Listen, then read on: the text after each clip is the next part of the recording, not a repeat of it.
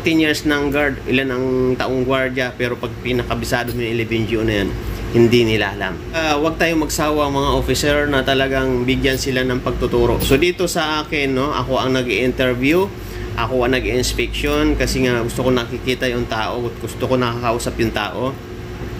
Hindi ako kapareho ng ibang tao pag nag-interview na pahihirapan yung Please subscribe Kuya Isko Official.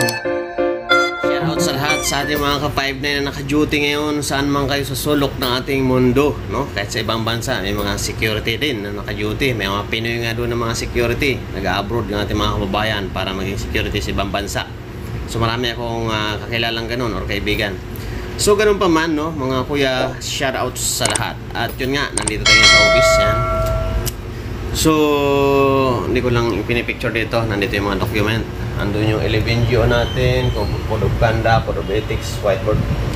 So ganun pa man, shoutout kay Sir Han, yung isang vlogger natin na PNP Sosya, no, na kung saan sila yung inspector o nag-inspection sa ating mga SG sa buong Maynilaan. Sa ngayon nandito sa Maynila, nakita ko nasa Baclaran nakaraan eh. So dati kasi nasa Cebu. Si Sir ay parang isang kapatid na Muslim at siya ay Cebuano, no. So shout out Sir Haji Sir sa kanyang mga vlog na kung saan yan din ang ginagawa natin, nagbibigay ng mga kagamitan ng mga security. So dati pa yan ginagawa ko. So ganun pa man ngayon nahinto lang tayo dahil yung budget na wala tayo.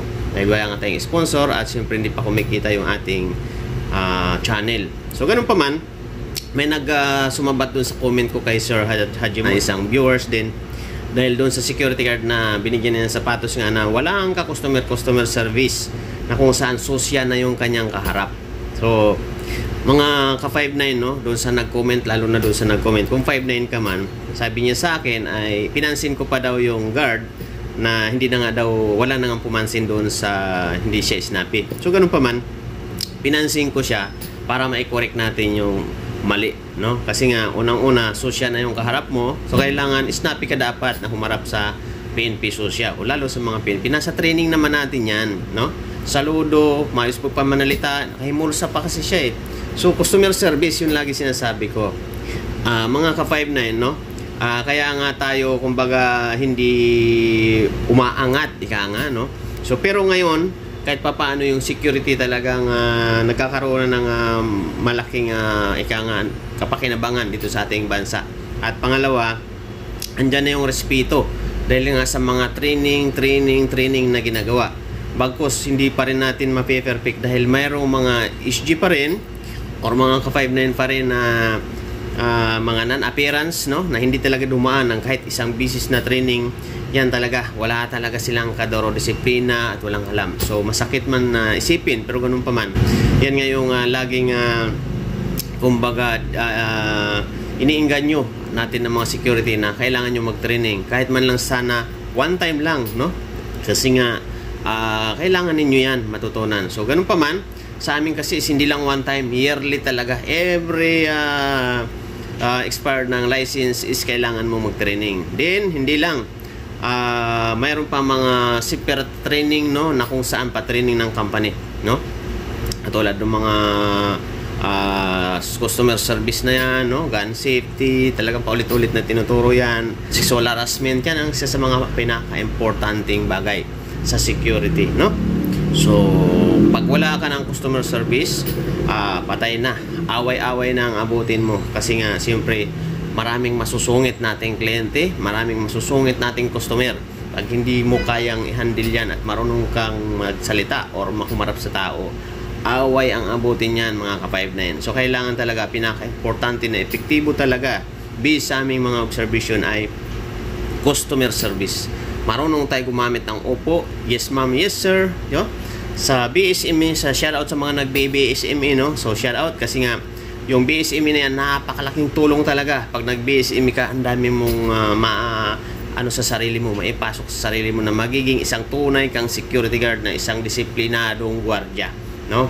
So yan, kasi sa paulit-ulit talagang paulit-ulit lang din naman ang turo, kaya lang sabi nga nila may mga taong paulit-ulit na nga tayo tinuturuan pero hirap pa rin matuto. Kaya walang sawa ang paulit-ulit na pagtuturo, walang sawa ang paulit-ulit na pagsasabi sa ating mga SG. Paulit-ulit lang yan para lang mas makabisado. Ultimo nga yung 11GO na yan, andyan sa harap natin.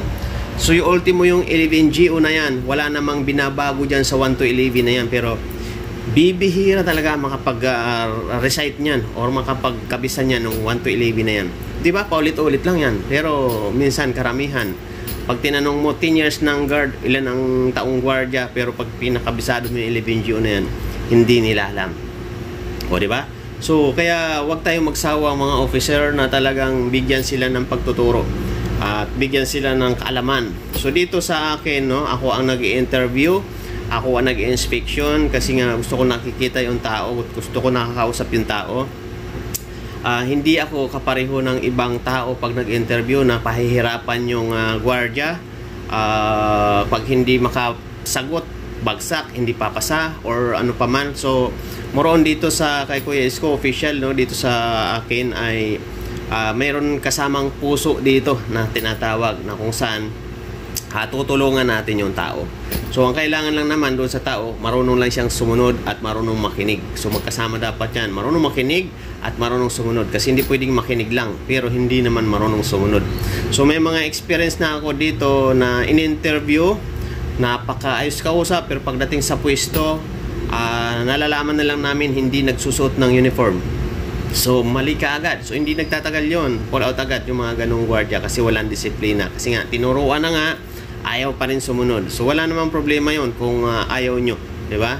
So basta sa amin nagbibigay tayo ng trabaho sa mga hindi, lalo na sa mga hindi natatanggap sa ibang agency.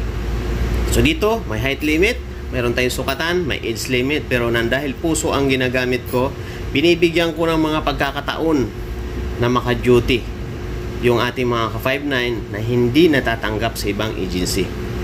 Maliban lang talaga kung talagang hindi talaga pwede.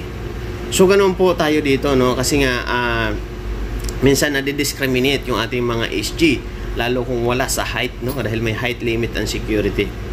So kung i-discriminate natin yung tao, no?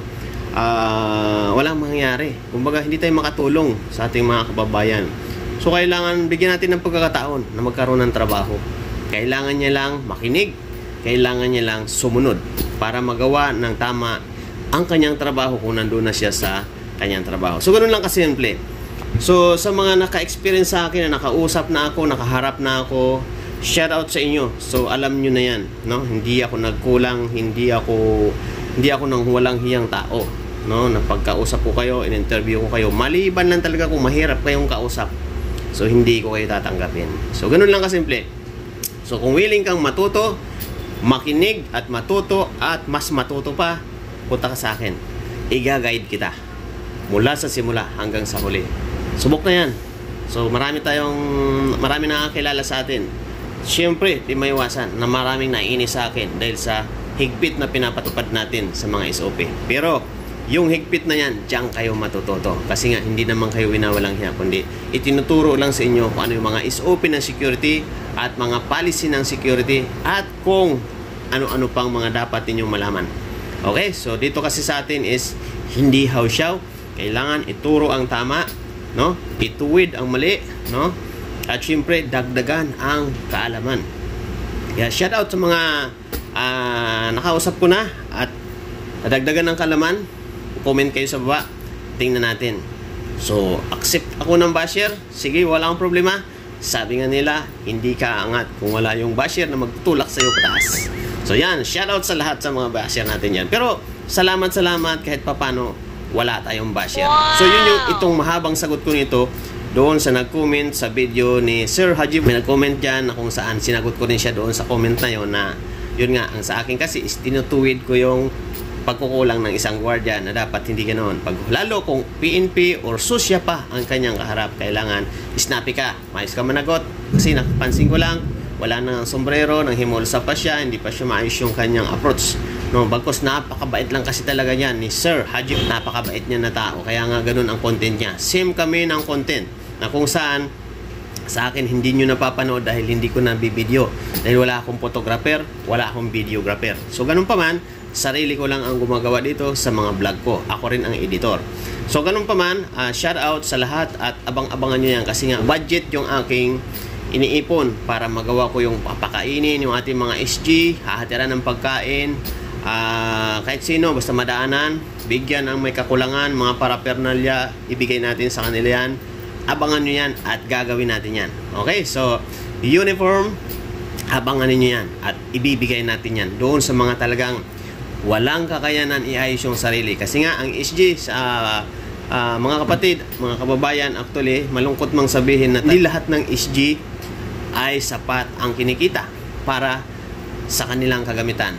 Kasi nagtatrabaho yan para sa kanilang pamilya, sakto-sakto lang talaga. So, ultimo yung sarili nila, hindi nila maayos. Pero ganun pa man, sa aking laging sinasabi, unahin ninyo ang inyong sariling kagamitan bago ang lahat. Kasi nga, ang security, kung security talaga ang inyong pinasok, ay mayroong kaakibat na mga violation or policy. So, unahin mo man ang mga ibang bagay, pero yung sarili mo hindi, ganun din ang mangyayari. Walang mangyayari. Kasi bakit? Pwede kang masuspindi or pwede kang matanggal na kung saan maging dahilan yun na, kumbaga, mas inuna mo yung iba kaysa sa iyong sarili. So, wala ka nang may papadala kung sino man ang iyong tinutulungan. Kaya, kailangan nga, unahin yung sarili. So, Kuya Isko Official po, and Gwapong Biyahero TV, pakisuportahan please, like and share ng mga video ang upload natin at syempre, pakipuntahan yung ating YouTube channel. Punta lang kayo sa YouTube channel, search nyo lang Kuya Isko Official, buhin yun at lalabas yung channel ko doon. Pakisubscribe, then like and share ng mga video doon sa inyong Facebook account, same sa Gwapong Biyahero TV. So same sa ating Facebook, actually, hindi ito Facebook page eh. Facebook account lang ito. Bagkus monetize siya. Di ko alam kung paanong dito, sistema. Basta tinutuloy-tuloy ko lang. So, shout out sa mga nakapalo. At maraming salamat sa mga nagsishare ng video natin mga ka-59. So, abangan yung mga live natin. Kasi sa live natin, no, nagbibigay tayo ng actual na GCash. Sinisindan natin ng GCash pag nakakausap natin yung isang ka-59 na siya ay naka-duty sa araw or sa gabi mang iyon tuwing tayo ay naka-live. So, nakaraan naka-live tayo, may nabigyan tayo ng dalawa. Dahil dalawa lang ang ating nakausap. So, bawat makakausap ko, automatic mayroon GCash, pang load man yan, or pang kain man lang. Okay, so thank you very much. And sana tuloy-tuloy tayo magsasama dito sa channel ni Kuya Isko Official or ni Charles Francisco. So, message lang kayo, bisitahin nyo lang ako anytime. Marami naman tayong araw na pa pwedeng magkita-kita. So, thank you very much and shout out sa aking kumparing PNP, paring John Singson dyan sa MPD, at siyempre paring Alex Hamisula, yan, shout out din sa ibang mga OIC, sana OIC, lalo na sa OIC ng BDO, lahat ng buong Metro Manila ng BDO, shout out sa inyo. Just Security, shout out. RGC Security, shout out. At siyempre sa New Mabuhay na kung saan dyan ako galing, New Mabuhay, New Muraya, New Manila, shout out kay Sir Pio Nogales, shout out. At siyempre kay Sir Hans Manila at Sir Gilbert Manila. Sir, shout out sa inyo. At sana kita-kita tayo muli. So, thank you very much and mabuhay po ang lahat. Kuya Isko Official. Like and share and comment dito sa baba. Thank you. Mabuhay mga 5-9. Bye-bye. 1, 2, 3, come on!